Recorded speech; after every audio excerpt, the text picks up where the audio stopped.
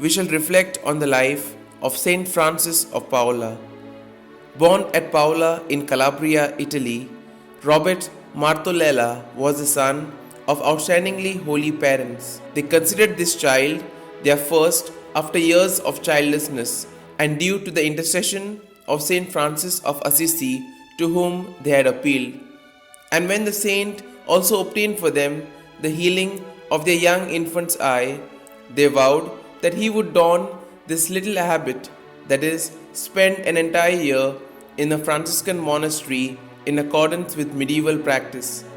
This boy did when he was 13, proving himself a model to all by his extraordinary humility, abnegation, and love of prayer.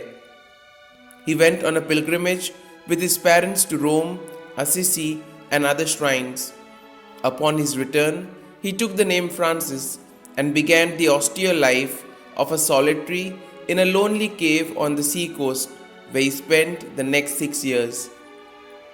In the year 1435, he was joined there by two companions who wished to live as anchorites, and so a chapel and 3 cells were constructed, which formed the nucleus of the Order of the Hermits of St. Francis, later known as the Minims, the least in the house of God.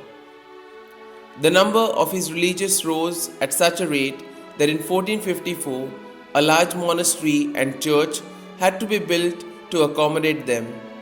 This was done with the enthusiastic cooperation and devotion of both common people and nobles, who personally carried the building materials to the site. Francis also obtained numerous miracles through his prayers and was known to have the gift of prophecy and that of reading consciences. His success in converting hardened sinners was matched by his ability to avert a plague by miraculous cures of physical diseases and the raising of several dead people to life.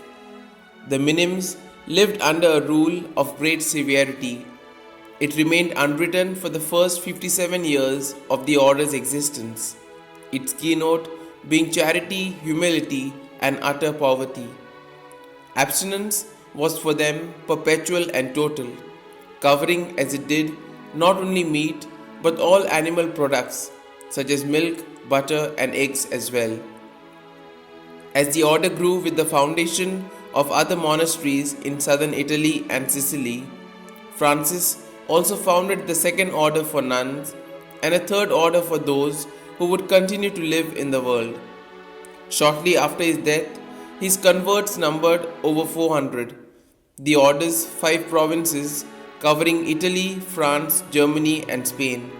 Francis was also subject to a certain amount of persecution for not being a respecter of persons, as he was outspoken in reproving the King of Naples for his evil ways.